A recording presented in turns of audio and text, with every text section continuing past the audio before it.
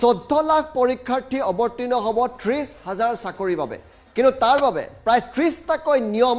আপুনি জানিব লাগিব এই 30টা নিয়ম কি 21 তাৰিখে 28 তাৰিখে আৰু 11 তাৰিখে পৰীক্ষা হলত সোমোৱাৰ পূৰ্বে আপোনালোকে এই 30টা নিয়ম ভালদৰে জানি ল'ব লাগিব আৰু এবাৰ কি ভাষাত আপুনি পৰীক্ষা দিব পাৰিব সেই বিষয়ে আমি কম এই মুহূৰ্তত আমি আপোনালোকক জনাবলৈ চেষ্টা কৰিছো যে 30,000 চাকৰিৰ এই 30টা নিয়ম প্ৰথম নিয়ম কি আপোনালোকৰ পৰ্দাত জাষ্টিন এডমিট কাৰ্ড অবিহনে পৰীক্ষাৰ্থী সোমাব নোৱাৰিব পৰীক্ষা হলত সেই কথা আমি সকলোৱে জানো সেই নিয়ম আছে কিন্তু পৰীক্ষাৰ পৰিদৰ্শকক দেখুৱাব লাগিব ফটো সম্বলিত পৰিচয় পত্ৰ আৰু এডমিট কাৰ্ড ফটো থকা পৰিচয় পত্ৰ আপুনি নিব লাগিব এডমিট কাৰ্ডত থকা ফটো আৰু চেহেৰাৰ মিল থাকিব লাগিব প্ৰতিগৰাকী পৰীক্ষাৰ্থীয়ে চৰকাৰী কৰ্তৃপক্ষই জাৰি কৰা পৰিচয় পত্ৰ লগত আনিব লাগিব পৰীক্ষা চলি থকা সময়ত কোনো প্ৰাৰ্থী প্ৰস্থান অথবা প্ৰৱেশ কৰিব নোৱাৰিব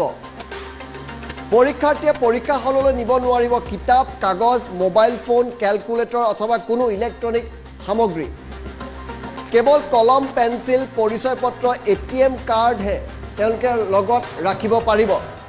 স্মাৰ্ট ঘড়ীও আনকি পিন্ধি যাব আপোনালোকে তালৈ নোৱাৰিব প্ৰতিগৰাকী প্ৰাৰ্থীয়ে উত্তৰ বহীত নিজৰ নাম ৰোল নম্বৰ সম্পূৰ্ণ স্পষ্টকৈ লিখিব লাগিব এই নিয়ম তেওঁলোকে বান্ধি দিছে OMR চিটত স্পষ্টভাৱে শুদ্ধ উত্তৰ ৰাউণ্ড চিহ্ন সম্পূৰ্ণৰূপে আপুনি পূৰণ কৰিব লাগিব কোনো পৰীক্ষাৰ্থীয়ে উত্তৰ বহীত ষ্টেপল বা ভাঁজ কৰিব ষ্টেপলিং বা ভাঁজ কৰিব নোৱাৰিব বাৰে বাৰে ঘঁহি দিয়া টিক মাৰ্ক দিয়া আদি প্ৰক্ৰিয়া ভুল উত্তৰ বুলি গণ্য কৰা হ'ব পৰীক্ষাৰ্থীসকলে পৰীক্ষা হলত দুবাৰকৈ স্বাক্ষৰ কৰিব লাগিব ক'ত স্বাক্ষৰ কৰিব লাগিব সেয়া তাত কৈ দিয়া হ'ব প্ৰথমতে পৰীক্ষা নিৰীক্ষকৰ সন্মুখত আৰু উত্তৰ বহী জমা কৰা সময়ত একোটাকৈ আপুনি স্বাক্ষৰ কৰিব লাগিব নাম ফটো সম্বলিত উত্তৰ বহীৰ বাহিৰে কোনো অতিৰিক্ত পৃষ্ঠা দিয়া তেওঁলোকক নহ'ব 2 ঘণ্টা সময়ৰ ভিতৰত পৰীক্ষাৰ্থীসকলে 100টা প্ৰশ্নৰ উত্তৰ দিব লাগিব পৰীক্ষাৰ্থীয়ে উত্তৰ বহীত কেৱল নীলা আৰু ক'লা ৰঙৰ চিয়াহী কলমহে ব্যৱহাৰ কৰিব পাৰিব বল পেন ভুল উত্তৰৰ বাবে কোনো ধৰণৰ নিগেটিভ মাৰ্কিং এই পৰীক্ষাত নেথাকিব অসমীয়া বঙালী বড়ো ইংৰাজী আৰু হিন্দী মাধ্যমত থাকিব প্ৰশ্ন হিন্দী মাধ্যম তাৎপৰ্যপূৰ্ণ পৰীক্ষাৰ্থীয়ে নিজৰ মাধ্যম অনুযায়ী সম্পূৰ্ণ কৰিব পাৰিব প্ৰশ্নোত্তৰ এবাৰ হিন্দীটো দিব পাৰিব সৰ্বভাৰতীয় পৰ্যায়ৰ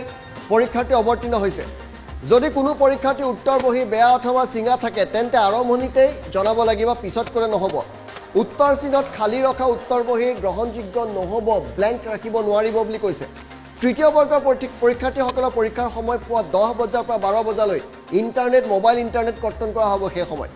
চতুৰ্থ বৰ্গৰ পৰীক্ষাৰ্থীসকলৰ বাবে পৰীক্ষাৰ সময় 2 বজাৰ পৰা 4 বজালৈ সেই সময়তো ইণ্টাৰনেট কৰ্তন কৰা হ'ব পৰীক্ষা আৰম্ভ হোৱাৰ 30 মিনিটৰ আগত পৰীক্ষা কেন্দ্ৰত উপস্থিত হ'ব লাগিব পৰীক্ষাৰ্থীসকল যদি কোনো পৰীক্ষাৰ্থীয়ে পৰীক্ষাৰ নিয়ম উলংঘা কৰে কৰ্তৃপক্ষৰ নিয়ম অনুযায়ী অযোগ্য তেওঁক ঘোষণা কৰা হ'ব সকলো পৰীক্ষাৰ্থীক তন্নতন্নকৈ পৰীক্ষা কৰিব আৰক্ষীয়ে আৰু সহযোগ কৰিব লাগিব কিন্তু এইবাৰ হিন্দী মাধ্যমত আপোনালোকৰ OMR চিট আহিব গতিকে অসমৰ চতুৰ্থ বৰ্গ তৃতীয় বৰ্গত এইবাৰ সৰ্বভাৰতীয় পৰ্যায়ৰ লোকেও নিযুক্তি লাভ কৰিব পাৰিব নেকি বা হিন্দী ভাষিক প্ৰাধান্য দিবলৈ হিন্দী ভাষাৰ এইবাৰ থাকিব নেকি এই প্ৰশ্নটো উত্থাপিত হৈছে